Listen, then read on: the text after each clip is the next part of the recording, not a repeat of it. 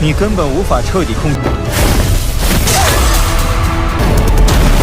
你够彪悍的呀！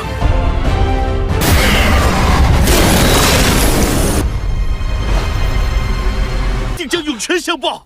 心碎受伤，还一路上。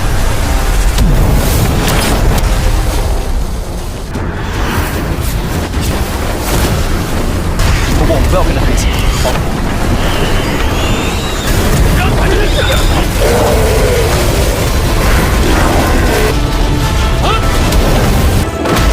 Halo kalian semua, selamat datang di channel Donghua Master. Bagaimana kabar kalian semua? Mimin harap kalian semua baik-baik saja. Dan pada video kali ini kita akan melanjutkan alur cerita dari serial Donghua Battle Through the Heaven episode ke-165. Dan sebelum kita masuk ke cerita terbaru, mari kita sedikit mengingat cerita sebelumnya, yang dimana pada cerita sebelumnya Shoyan bersama dengan rombongannya mereka menemukan adanya binatang ular yang memiliki kolam darah vitalitas, dan Shoyan tertarik untuk menggunakannya karena untuk bisa meningkatkan kekuatan tubuh dan juga untuk menyempurnakan teknik tubuh kaca kingkongnya Shoyan. Tetapi di sana mereka diganggu oleh ular piton penjaga tersebut, yang singkatnya pun rombongan Shoyan mencoba untuk mengalihkan perhatian dari ular tersebut, sedangkan Shoyan disuruh untuk melakukan penyerapan, yang singkatnya rencana mereka berhasil dengan Shoyan yang telah berhasil untuk membangkitkan kekuatan sebenarnya dari teknik tubuh kaca kingkong, yang sekaligus juga Shoyan Dozun bintang 9. Ya singkatnya dengan kekuatan itu Shoyan bisa mengalahkan ular tersebut, dan itu merupakan inti cerita pada cerita sebelumnya. Kalau gitu pun sekarang langsung saja kita masuk ke bagian cerita terbaru. Cerita ini berlanjut dengan diperlihatkan Shoyan bersama dengan rombongannya yang telah sampai di wilayah reruntuhan kuno, yang di sana sudah banyak para anggota suku lainnya yang telah berkumpul, dan di sana pun kedatangan Shoyan bersama dengan rombongannya mendapatkan banyak perhatian dari orang-orang yang berada di sana, karena Shoyan yang datang bersama dengan para rombongan wanita yang cantik membuat banyak orang merasa heran dengan pemandangan ini, dan juga adanya mereka yang tergoda dengan kecantikan dengan para wanita tersebut.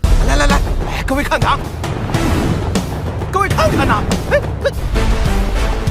Tetapi Shoyan bersama dengan para rombongannya tidak peduli dengan mereka semua, dan Shoyan bersama dengan rombongannya tetap melanjutkan perjalanan mereka sampai mereka tiba di sebuah aula, dan di sini ternyata Shoyan mencari keberadaan dari anggota klan Gu, karena Shoyan sadar anggota klan Gu akan mencoba untuk mendapatkan hati bodhisattva. Yang di aula tersebut Shoyan memperingatkan kepada para rombongannya untuk tidak mencoba berpisah karena mereka sekarang menjadi pusat perhatian. Tetapi di sana ternyata ada rombongan dari klan Phoenix kuno, yaitu adanya Feng Qinger yang melihat keberadaan Shoyan. Ia pun dengan segera datang ke tempat Shoyan dengan memiliki dendam kepada Shoyan. Tetapi Shoyan meremehkan Feng Qinger dan tidak menganggap penting Feng Qinger. Shoyan hanya menganggap Feng Qinger sebagai orang pengganggu yang tidak sebanding dengan dirinya. Shoyan yang mencoba untuk berhenti langsung dihentikan oleh seorang bernama Zhu Feng yang menyuruh Shoyan untuk berhenti, dan juga para anggota dari Phoenix kuno yang mengepung Shoyan. Keributan tersebut menjadi pusat perhatian oleh banyak orang di sana karena mereka mengenali Zhu Feng yang merupakan putra dari klan Phoenix kuno, yang artinya merupakan calon penerus dari klan Phoenix kuno yang memiliki kemampuan di atas rata-rata. Mereka pun tertarik dengan keributan yang terjadi antara Shoyan dan juga Zhu Feng. Feng Qinger langsung menyatakan amarahnya kepada Shoyan bahwasanya ia tidak terima dengan apa yang telah dilakukan Shoyan dulunya, yaitu mengambil buah Phoenix Naga waktu berada di reruntuhan Doseng. Shoyan menjawab dengan tenang bahwasanya buah Phoenix Naga itu bukan milik dari klan Phoenix, melainkan buah itu hanyalah buah yang tidak memiliki pemilik, dan bagi Shoyan dirinya tidak bersalah karena mengambil buah tersebut. Mendengar hal itu membuat Feng Qinger kesal. Ia pun memamerkan kekuatan Phoenix kunonya yang langsung pun disambut oleh para istrinya Shoyan, dan di saat yang bersamaan juga ternyata adanya Suner yang tidak jauh berada di tempat tersebut merasakan adanya aura kekuatan yang saling bentrokan satu sama lain, membuat rombongan Suner penasaran dengan bentrokan itu. Shoyan yang melihat kekuatan dari Feng Qinger sekarang mengetahui bahwasanya kekuatan Feng Qinger telah meningkat dengan berada dozun puncak perubahan ketiga. Tetapi Shoyan sadar bahwasanya kekuatan itu merupakan kekuatan eksternal yang bukan berasal dari pelatihan Feng Qinger. Menganggap kekuatan seperti ini bukanlah kekuatan istimewa, yang justru menunjukkan rasa kemalasan yang hanya akan merepotkan bagi Feng Qinger, karena menganggap jika seseorang terlalu bergantung dengan kekuatan eksternal maka orang itu kedepannya akan sulit untuk mendapatkan perkembangan lagi. Tetapi Fenchinger mengungkapkan bahwasanya kekuatan ini ia dapatkan dengan pengorbanan juga, yang dimana ia melakukan transpalasi kekuatan Phoenix kuno yang mengakibatkan tubuh Fenchinger mengalami penyiksaan yang sampai pada akhirnya bisa memiliki kekuatan sebesar ini, dan kekuatan ini akan digunakan Fenchinger untuk balas dendam kepada Xiaoyan. 就是为了能亲手杀人。你们族人自己实力不济， 萧炎哥哥， Dan di saat itu tiba-tiba saja Gu Qingyang bersama dengan Sun Er, mereka berdua datang ke tempat tersebut, yang membuat Xiaoyan pun merasa senang dengan kehadiran dari Sun Er. Yang melihat kedekatan antara Xiaoyan dan juga Sun Er membuat Celin merasa cemburu, tetapi Sun Er tanpa memberikan sapaan kepada Celin, yang Celin pun juga menyapa Sun Er walaupun tanpa menggunakan perkataan. Di sana Zhu Feng bertanya kepada Qingyang apakah mereka berada di pihak dari Xiaoyan. Gu Qingyang menjawab bahwasanya Xiaoyan merupakan tamu kehormatan dari klan Gu mereka, yang Xiaoyan diberitahu juga berasal dari pavilion bintang jatuh. Hal itu pun membuat Zhu Feng kaget karena tak menyangka Xiaoyan memiliki hubungan yang erat dengan klan Gu. Tetapi Fenchinger masih tetap tidak peduli, dirinya tetap ingin untuk balas dendam kepada Xiaoyan. Xiaoyan menerima tantangan Fenchinger untuk melakukan pertarungan duel. Singkatnya pertarungan mereka dimulai, yang di sana Fenchinger langsung menggunakan kekuatan dari Phoenix kunonya dengan adanya bayangan burung Phoenix raksasa. Tetapi di sana Xiaoyan mengetahui kalau Fenchinger sebenarnya tidak menguasai penuh kekuatan barunya, yang langsung dalam sekejap mata Xiaoyan telah mengetahui titik lemah dari Fenchinger, yang langsung Xiaoyan menyerang titik lemah itu, yang seketika membuat serangan Fenchinger terbatalkan, yang sekaligus ia terjatuh dengan keras.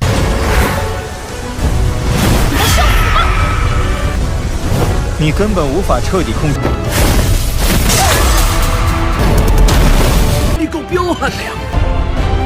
Hal ini membuat Zhu Feng tertarik untuk menghadapi Xiaoyan, tetapi Xiaoyan menganggap remeh Zhu Feng karena Zhu Feng bukannya maju sendirian untuk bertarung melawannya, tetapi malah memanfaatkan perempuan untuk bisa menganalisis kekuatan ia. Dan setelahnya pun Gu Qingyang bersama dengan Sun Er mengajak Xiaoyan untuk pergi ke tempat dari rombongan klan Gu berkumpul, yang sekaligus juga beristirahat di sana. Yang di sana juga Sun Er menyapa para rombongan di sana, yaitu dari Yi Xian, Yu Yun, dan sedikit kasihannya kepada Nalanyandra. Sun Er hanya menatapnya sebentar dan lalu berpaling karena kenangan masa lalu dari Nalanyandra yang telah menyakiti Xiaoyan. Dan setelahnya Sun Er menyapa kepada Celin, yang sapaan tersebut diberikan sangat ramah oleh Sun Er, yang Sun Er memberitahu bahwasanya ia telah banyak mendengar Celin dari Xiaoyan. Perkataan itu pun membuat Celin merasa senang karena Xiaoyan yang telah bercerita banyak mengenai dirinya kepada Sun Er membuat Celin merasa dihargai oleh Xiaoyan. Dan lalu Sun Er menjelaskan kepada Xiaoyan perjalanan mereka selanjutnya untuk pergi ke tempat dari pohon bodi kuno, yang dalam perjalanan ini mereka akan melewati sebuah ngarai yang dihuni oleh para pasukan monster dengan jumlah yang sangat banyak dan juga memiliki kekuatan yang mengancam. Sudah adanya kelompok yang mencoba untuk menembus ngarai tersebut, tetapi diduga bahwasanya kelompok itu telah gagal. Xiaoyan yang mendengar hal tersebut sekarang jadi mengerti kenapa sekarang orang-orang tidak melanjutkan perjalanan dan memilih menunggu di domain kuno ini, karena ternyata di depan mereka adalah ancaman dari para binatang buas.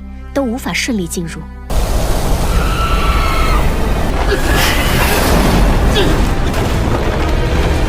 Dan tak lama kemudian mereka mendengar adanya para rombongan yang sebelumnya telah memasuki ngarai mereka tanpa mencoba untuk kembali karena mendapatkan serangan dari para monster. Hal ini pun membuat orang-orang menjadi khawatir karena takut monster itu yang akan keluar dari ngarai dan malah akan menyerang mereka semua. Tetapi di saat itu tiba-tiba saja adanya serangan dari aula jiwa yang memusnahkan para monster tersebut, yang setelahnya muncul para anggota dari aula jiwa yang dipimpin oleh Hunyo, yaitu seorang jenis puncak pada klan Hun.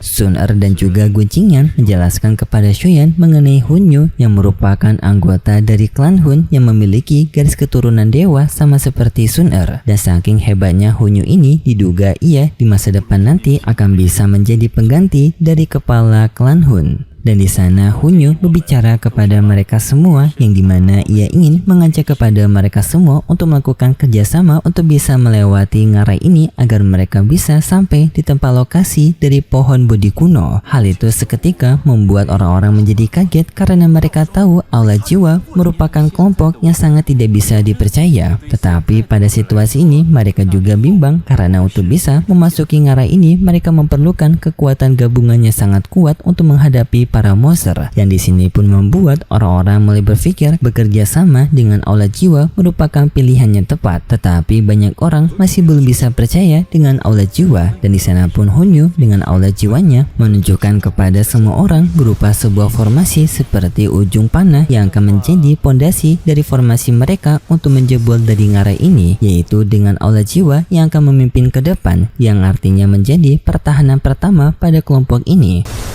不然的话，撕碎手掌，开路。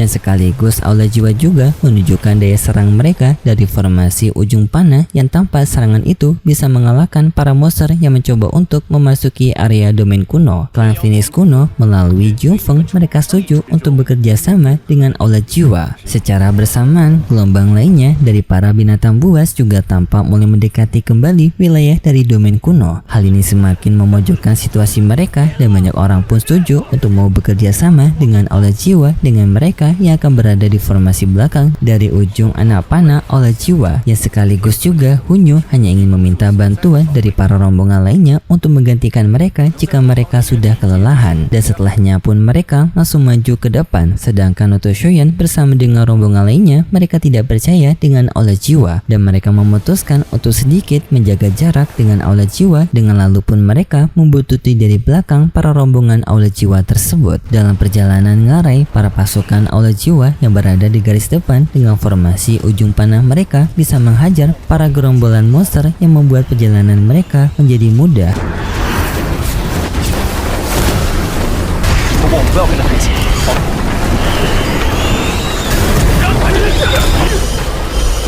Tetapi setelah mereka masuk cukup dalam di wilayah tersebut, tiba-tiba saja para pasukan Aula Jiwa mereka menghentikan formasi mereka yang langsung turun ke bawah, membuat formasi belakang lainnya menjadi acak-acakan karena mereka tidak tahu kalau Aula Jiwa secara tiba-tiba telah menghentikan formasi mereka, yang membuat mereka semua pun harus bertarung sendiri dengan kekuatan mereka menghadapi para monster. Dan juga Hunyu memancing para orang-orang tersebut untuk berada di bawah dengan mereka menghadapi para binatang darat yang lebih kuat, mengakibatkan banyak orang terkena dari serangan binatang darat itu yang membuat banyak korban berjatuhan.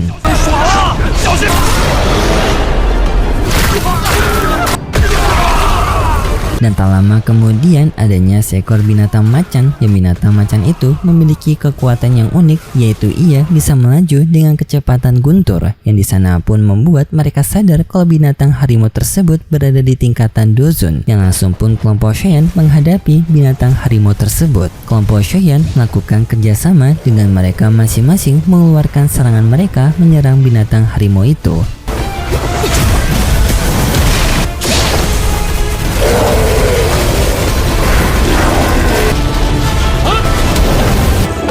Yang membuat binatang harimau tidak bisa melawan, dan pada akhirnya Shoyan mengakhiri pertarungan dengan menewaskan binatang harimau. Dan setelahnya pun cerita bersambung dan berikut cerita selanjutnya di minggu depan besok. Pada cerita selanjutnya kita diperlihatkan dengan pertarungan yang masih terjadi, yaitu pertarungan melawan para binatang buas untuk mereka bisa memasuki kawasan dari pohon Bodhisattva, yang singkatnya mereka akan bisa melewati pertempuran tersebut, yang pada akhirnya pun mereka akan bisa sampai di tempat dari pohon Bodhisattva, yang di sana banyak orang dibuat kagum dengan pohon Bodhisattva itu karena memancarkan aura kekuatan kuno yang sangat kental. Tetapi setelahnya di sana mereka mendapatkan ancaman yang baru, yang ternyata pohon Bodhisattva itu dijaga oleh para ranah Banseng, yang nantinya pun mereka akan bekerja sama untuk mengalahkan para penjaga dari ranah Banseng ini. Dan itu cerita yang akan kita lihat nanti untuk episode selanjutnya di minggu depan besok. Dan seperti biasa, Mimin mengingatkan kalau cerita ini merupakan dongeng fiksi yang hanya bertujuan sebagai penghibur saja yang berasal dari karangan novel. Dan terima kasih buat kalian semua yang sudah menonton video ini sampai akhir. Jika kalian suka dengan video kali ini, bisa beri like serta serta subscribe dan sampai jumpa di video selanjutnya. See ya!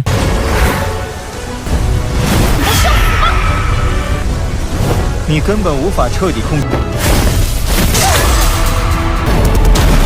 你够彪悍的呀！